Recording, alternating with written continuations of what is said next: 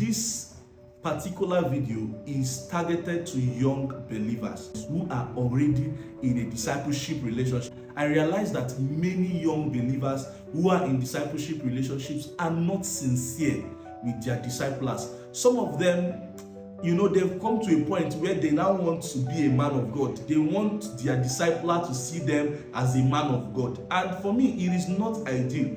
I believe that what inspired you to go to your discipler is because you desire to be helped. You desire to be groomed. There was something that you saw. You needed help at some point, and you wanted this person to help you, to guide you, and to give you the leverage to actually become a child of God. I spoke about the fact that many young persons now use discipleship platform as a platform to be acquainted with a popular man of God, but that is not the aim of discipleship. You must understand that if you're going to last in a discipleship relationship, there is need for sincerity. But the truth is, you were never perfect when you came into discipleship. In fact, if you were perfect, you don't need to be discipled. The fact that you're already in a discipleship relationship is an indication that yes, you are weak, and you know that you are weak, and you need this relationship to make you become better. So why hide things from your discipler? When you begin to grow in discipleship as time goes on, and somehow you begin to see the power of God in your life in one way or the other, something somehow just informs you that you no longer need your discipler, or you no longer need to tell your discipler certain things. And that is when Satan starts dealing with you. That is when Satan starts derailing you, and before you know it, you are far from where you should be.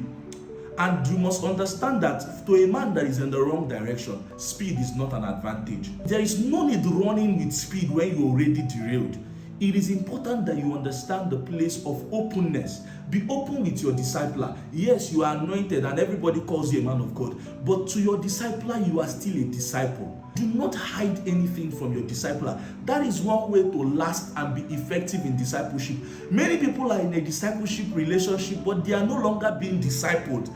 They only know that there is somebody that they call a discipler, or somebody that they call a father in the Lord. But even their father in the Lord cannot remember the last time they had a heart-to-heart conversation. To you watching this video today, I want you to understand that God has a lot to do with you, and Satan is playing a serious game with you, telling you that your discipler should not hear this.